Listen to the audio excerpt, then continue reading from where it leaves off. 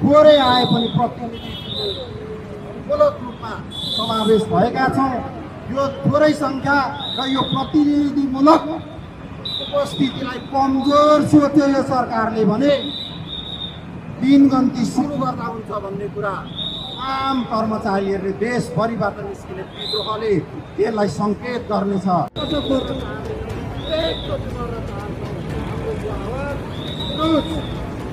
हामीले यही मार्फत सावधानी गर्नेछौँ र यो साङ्केतिक आन्दोलन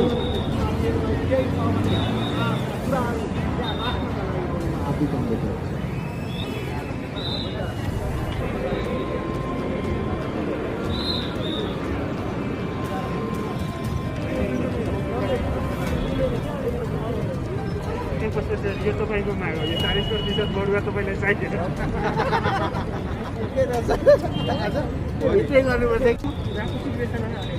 मलाई दुईचोटि यही आउँदो रहेछ।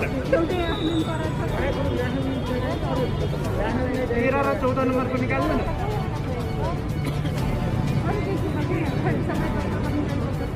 13 र 14 नम्बरको राम्रो छ क्या लाग्यो। यो भन्दा विगतको सरकारदेखि नै हामीले माग गर्दै आयौँ। हाम्रा मागहरू सुनवाई नगर्नुभन्दा पनि देशलाई कसरी सञ्चालन गर्ने, कुन कुन कानुन दिएर सञ्चालन गर्ने, संविधान जारी गरिसकेपछि कानुन कसरी दिने भन्ने कुरासम्म यो सरकारले थाहा पाउँदैन, संसदले थाहा पाउँदैन भने यो कति लाचारीसम्म सरकार र संसद छ भन्ने कुराको यो चाहिँ पराकाष्ठा हो भन्ने लाग्छ हामीलाई।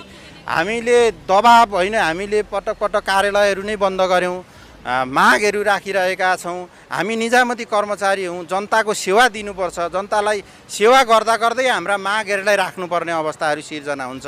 त्यसकारण हामीले जनमुखी प्रशासनलाई जनताका माझमा पुर्याउने जिम्मेवारी बोक्दै पनि हामीलाई यो सरकारले आन्दोलन गर्न बाध्य बनाएको छ। त्यसकारण यो लाचार सरकार, यो सिंहदरबारभित्र कानुनसम्म दिन नसक्ने संसद र सरकारले गर्दाखेरि आज आम कर्मचारीभित्र चाहिँ एक किसिमको मनोबल घटाउने र विद्रोहको स्वभावबाट बाहिर निस्कनु पर्ने अवस्था सिर्जना गरेको छ। यसमा हामीले जोडदार माग गर्छौँ। यो सङ्घीय निजामती सेवा ऐन कसका लागि ल्याउन खोज्दैछ यो सरकारले, कसका पक्षमा ल्याउन खोज्दैछ?